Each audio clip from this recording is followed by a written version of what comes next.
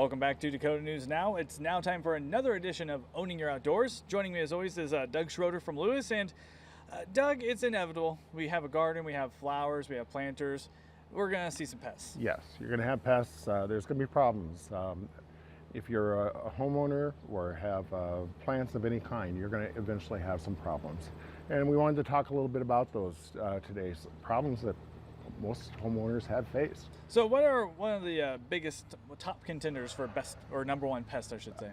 When I talk to people around town, the number one pest is the cute rodent, a rabbit. Yep. They can do more destruction of a yard, of plants, of landscape than anything I know. And of course, it's illegal in the city to use anything like a gun or anything like that to get rid of them. Or you can trap them and take them out and release them, but you're going to have more move right in. What I suggest doing is using a repellent of some sort. I'm a real fan of a product called Scram. It works very well. But any of them that you use, you have to remember one thing, and that is that you have to switch it up. Otherwise, they do get used to one, and then they're no longer afraid of it, and you'll have the same problem again. So get 2 or 3 of them, and remember, if it rains, you're going to have to reapply.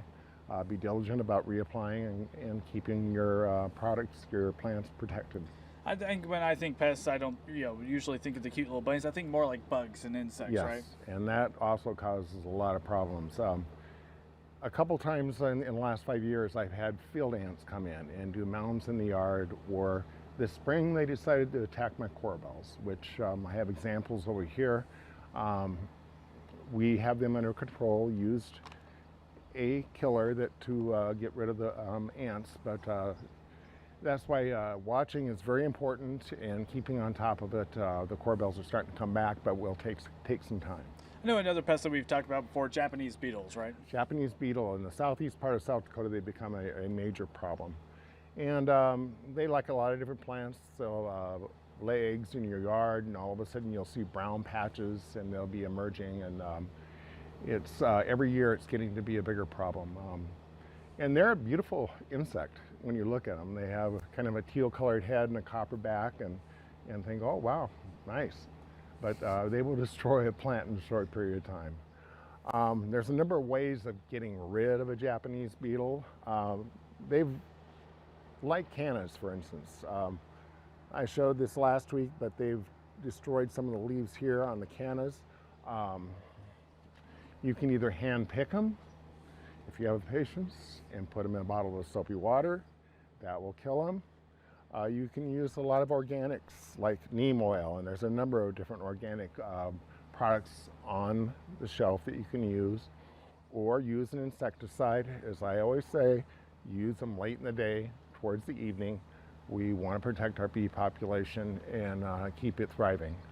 But my words for any homeowner is to do a survey of your yard, do a survey of your landscape ever so often to see what's going on. Catch a problem early and treat it, and we go on. If something like that could affect a garden, say grubs, what could we do about that? Grubs, you usually want to put a grub killer like a Grub X down. Late spring to early summer is the best time to apply to keep grubs from appearing in your yard.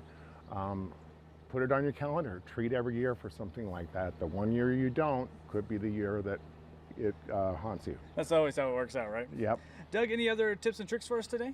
Nope. Just happy gardening, everyone, and just watch your plant material. Just make sure you stay up on those pests as well. We're going to have all this information online at dakotanewsnow.com after the show. Doug, thank you so much. Make sure you stick around, though. We have Fastcast coming up next.